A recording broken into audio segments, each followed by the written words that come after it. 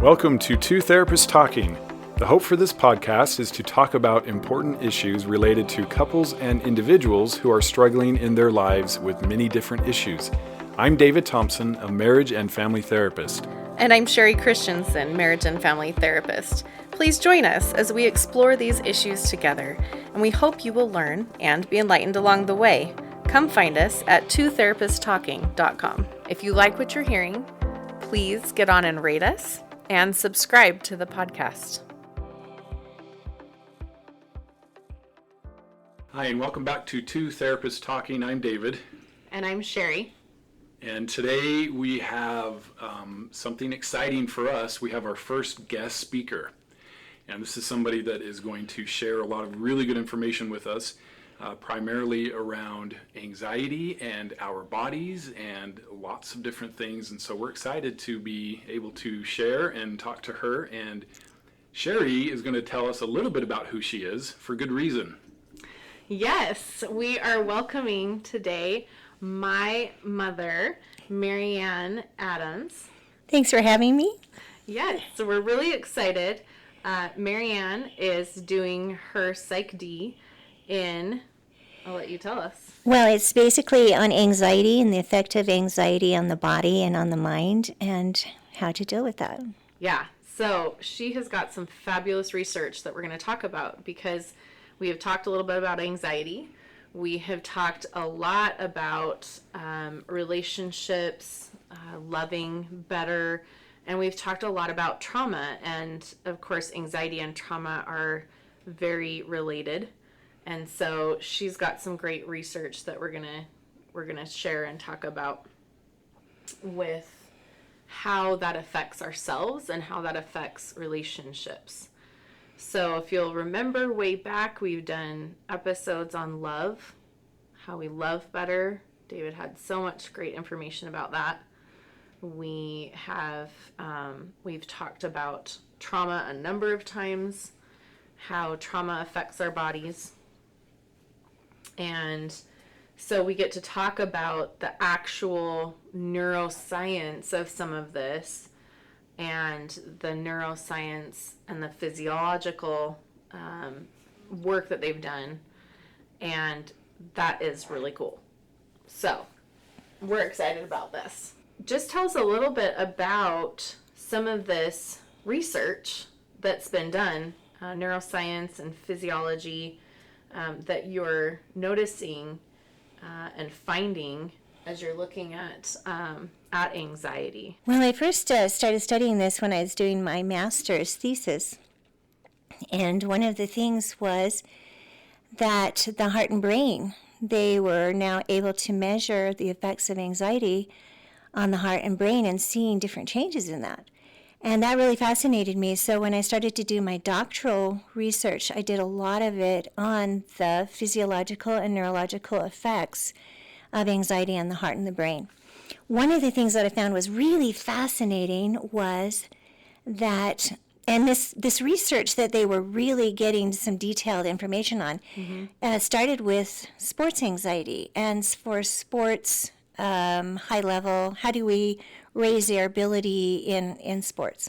So they're measuring these athletes and finding that their heart rates, there was a sawtooth pattern in their heart rates, and as they were going through and coming in for specific issues to improve their ability, and they would work with a sports psychologist, as they would release some of those traumas, they found that their micro-sawtooth patterns in their heartbeats would smooth out. So when we talk about micro-sawtooth patterns, we think about like a regular heartbeat, right, that you see, that it goes up and down and up and down, right? Yeah. Yeah. And so the micro sawtooth patterns, you're saying, as a person has trauma, there will be a little there's so the straight lines in between those mountains and valleys get little jagged edges on them. Yes, they do. And that's from traumas. And as a person releases those traumas, that smooths out And with these athletes, they found that they're not only the things they came in to improve, it was sports psychology, the specific issues they might have, they found that their entire performance would improve as traumas were released. Interesting. And so with these little micro sawtooth patterns, did they know that those were there before? Is that Yes, because new? they're measuring them all along. So they come in and they're measuring their heartbeat, where they're measuring their abilities as they're in taking sessions during like a week-long camp or whatever, and they could see these changes as they were going and document, oh my gosh, when you release traumas, you are improving all kinds of things in the body. Interesting.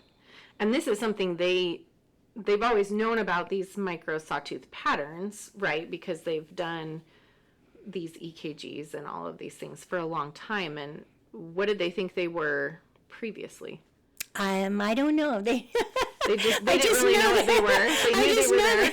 That when they were doing these sports psychology things, these workshops, they were like, wow, they're connected, changing. and we didn't know they were connected. Before, they just thought that everyone had a unique pattern and that it was just like unique as your fingerprint. And then they realized, because it doesn't change. They just thought, they thought it was just how it was. Really, but then when they started to release the traumas, they saw that the patterns were changing. Interesting. Which I think kind of goes into what we're noticing in the research too, with, DNA and things like that, that we thought, these things don't change. They are what they are. And now all this research is coming out. We're saying actually everything that you do every day starts to change your DNA. Yes, and that epigenetics is really interesting, that change that happens with the DNA. The DNA, it's really the DNA expression that changes. The epigenetics is really interesting because they used to think, when they first found that the genes changed like that, they thought it was just transgenerational. So a parent would have a trauma, and then they would find that same gene expression happening with the child. But then they took it back 4 generations. And they had a great-grandparent exposed to a trauma. They found the gene expression changed in the 3rd generation. Then there was no trauma in the 2nd generation, and still would have the gene in the 1st generation. So they know now that is can be a 4-generational thing, where it passes down, a gene change will pass down 4 generations. But they're also finding that if a gene can change in a negative way, it can also change in a positive way. And so it's really exciting to think that when we release traumas ourselves, we are blessing generations that come after us. I was just going to say, this is really cool stuff, and if we had to take all this really awesome science and big words and everything and just kind of break it down to, somebody who's hearing this and listening to this and saying, yeah, I recognize trauma in my life, or definitely in the lives of my parents or grandparents, what can they take from this? What's the good news or the message for them? The good news is that when you address trauma and you take that initiative, you are changing your life and many, many other people's lives. Not just when you change your life, you will also change the people around you, but you will change generations that come. It's real exciting. That's a lot of motivation. Yeah. Yeah, that's awesome. So we have so much research that we're talking about. I want to come back to this sawtooth pattern and thinking about, we've talked about trauma before. We've talked about trauma and the effects in the body, and listed a bunch of different things that when I have clients come in that have trauma that I'm wondering about, how's your thyroid? How are your adrenals? How do you have any autoimmune issues? Things like that. We've talked about that in other episodes, but this is really fascinating because we're actually looking at your heartbeat, and your heartbeat affects so much of what is going on in your body. And when we think about, I'm thinking about these high performance athletes that are shifting their performance based on working on trauma, working on hard things that they're coming into, and that how that completely changes their performance and heals, in effect, their heartbeat. I mean, that is so incredible. Yes, and that isn't just happening for high-end athletes. Hopefully When not, because I'm not a high-end athlete, so. when we heal our own trauma, our own bodies are performing at a higher level. We won't get as tired. We won't burn as much glucose. Your brain runs on glucose. You're going to think more clearly. You're going to be able to respond more clearly. It's a big deal when we address our traumas. And I think when we talk about traumas, and we've talked here before about big T traumas and little T traumas, that there's such a range of these things that we need to be aware of. And, you know, if we think about how that helps us to have this increased performance really in our lives, mentally, emotionally, and physically, I mean, this is just, it's so big. And we're going to talk in our next episode about, okay, so what does this look like then, and how do we really connect with ourselves? But as we're talking about trauma and the effects of trauma, really what it does is it disconnects. It's a disconnecting mechanism. Right. It disconnects us from ourselves, and it disconnects us from others. Well, the other thing that's really interesting about this research is that when they have found that teams work on their trauma, you know, you might have a whole sports team, and as they come in and work on their own traumas, they actually connect better. And they've got research now that when people are working together, their heartbeats will sync within just a few seconds. Or when they're truly working together, their brain waves start to oscillate together. So when we address our own trauma and others around us address their trauma, we are able to connect in a level that we don't quite understand yet, but we can measure. So you're saying that couples would be benefited by one or the other or both working on their trauma. As a relationship, they would improve. Absolutely. In ways that are just now being discovered. Well, you know, this brings up a really good point too. Men and women. What is the research showing about trauma or anxiety and differences maybe between men and women? Oh, yeah, there's a lot of differences. There's a study that, okay, so one of my specialties is performance anxiety. And in doing the research on that, they found that when men and women were performing and they were measuring the levels of several biomarkers like your adrenaline and so forth in the system, they found that men, after a musical performance, their adrenaline would drop almost immediately, quite fast. But women's adrenaline in their system could stay up to 24 hours. And so when we are looking at the effect of trauma, say, on a couple, it's going to be extremely different for men and women. Fascinating. I just think about that in terms of, you know, how often when we're talking to couples and relationship issues and things, you'll see the male often is like, okay, we're done. Like, we had that fight and now this makes sense from another perspective other than he's just kind of being a jerk. It's kind of the way his brain is built, maybe a little differently, or Yes. at least his hormones. Brains and body, it's not just the brain, it's the brain and the body. The sensitivity, the norepinephrine system records and remembers events. It's very much heightened when there's adrenaline in the body. And so a woman is going to remember and respond to trauma kinds of things at a higher rate than a man is. And so when they're working together, they really have to be sensitive to each other's differences and really respect that. Now, that means that a woman is going to be more alert and more aware. That's a good thing. Yeah. Sometimes we think, oh, you're overreacting or whatever, but Right. it's actually a really good thing. There's a basis for that. And when a woman can respond to a man and react to them respecting that difference that they have, and a man can react to the woman respecting the differences that they have, you actually will come to solutions and resolutions better. But when they don't respect each other and they don't realize that there are these innate differences and work with those differences, then it can be that disconnection, which makes that disconnection even stronger and cause even more adrenaline and even more reactions in the Make it worse. physiological aspects. Yeah.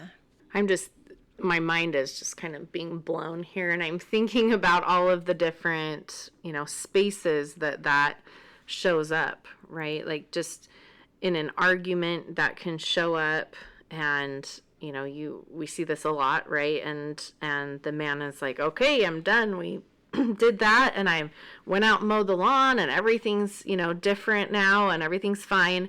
And then you see the woman really 6 hours later getting ready for bed, and she's still feeling it, and that is simply a normal pattern, and can be so beneficial, as you're saying, if you're noticing some of those shifts and some of those changes, that, okay, so maybe we need to address a few things a little differently in our relationship. Maybe we need to, both sides can, okay, well, my brain is just going crazy, right? Because we talk about, my big thing is healthy living is balanced living, right? We want to come to that center, and that true healthy living in a relationship is coming to the center of those two different ways that the body responds, that maybe we want to be aware of what things need extra attention, right? Where that female side, we need to be aware of that. And then what things maybe don't need quite as much attention, that we can address a little more quickly, and bring that male response and perspective in. And really the awareness, I think, David's always talking about that empathy and that loving and acting in those loving ways. And when we're aware of that and working together with each other on those differences and noticing and having that communication, that's really going to create then some of these similar heart wave patterns where they start working together, that brain waves, and creating this incredible synergy that we don't even understand. That's right. And women don't have a choice. It's not like the woman's like holding on to a grudge. It's like the body, the brain, the physiology, it doesn't come down. And when you have a lot of adrenaline in your brain, it shifts what part of your brain is actually even working. And it shifts you from the prefrontal cortex, which is the problem part of the brain, to amygdala and limbic systems, which are much more reactive and much more emotional. And so as we are protecting each other and understanding, as the woman is protecting and understanding the man and how he reacts, and as the man is protecting and understanding how the woman reacts, yes, you do create that synergy to solve problems. And the reverse is true. If we're not allowing space for that understanding and those inherent differences that are physiologically built into the body, then we can cause a discord that we don't want to happen. So It's really wonderful to have this research and these perspectives that, really help us out. Well, I think for women too, I think it's helpful to say, look, that guy can't help that either, right? Mm-hmm. They're done. It's dropped, and it's different. And that also means that they're going to be able to shift into their prefrontal cortex more easily. Mm-hmm. And so that, I think, starts blowing my mind. I start thinking about, okay, so interesting how we have this, concept in society about men are the fixers and they just want to get in there and fix it. And it's like, okay, well, that makes so much sense, because they're all of their stress hormones have dropped, and they're in their prefrontal cortex, ready to go, ready to problem solve. And so that balance, again, I think I hear so often, why did God make, men and women so different? It's so frustrating. But when we think in terms of that, healthy living is balanced living, there are these differences that really can create an incredible relationship that is so different than you get in any other way. That's right. And I was in a seminar then once where they said a woman will see the problem sooner than a man, and a man will oftentimes find the solution sooner than a woman. Well, now we have this research that backs that up. And it's really fun when men and women can start to understand that and work together on that. If a man will respect that a woman is seeing a problem, and a woman will respect the solutions a man is kind of coming up with, then you can get to a better scope of problem solving and quicker problem solving than you might otherwise have. I love this. It sounds like opportunity to me, because we already talk about, men compartmentalize so much more, but this kind of explains why. And it makes sense why you would sort of need both in a relationship, or let's say in a family setting, and both have benefits and both do different things. And so kind of just points to how well things can fit, instead of kind of an old view of why can't you be more like me, or why do you hold on so long, which, can bring resentment and frustration when it doesn't need to be that way. But like you're talking about, if we can honor those strengths and be aware of them and use them and benefit from them, it's just a better relationship. So I really like that. And I think that, is really powerful when you're saying, look, if you're respecting that, and again, going back to all the words that, that David uses as we're moving into empathy, and that softness, and that, openness and willingness, and, all of that allows those energy fields, right? That we don't even understand what they are. Just that, you were talking before we started recording that our hearts put out an energy field that is measurable a few feet outside of your body. And that can even move closer or further, right? We can move those energy fields. She's nodding her head.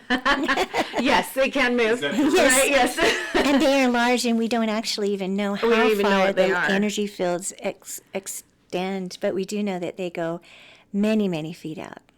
And so we don't really understand how that works, right? How the hearts sync and the brain waves sync, but we understand that there is this energy field that comes out from us. And so when we're checking ourselves in our relationship and taking accountability for our part, where is our heart, right? Are we soft and honest and open and willing, because that is coming out and from our bodies, right? And that's connecting with the other person. And that is going to shape, right? We think, again, it's bringing so many pieces together, right? Our circles and our Venn diagram in our relationship, that we each are separate, but then we have this relationship circle that is a separate entity that we've created. That's what we're creating.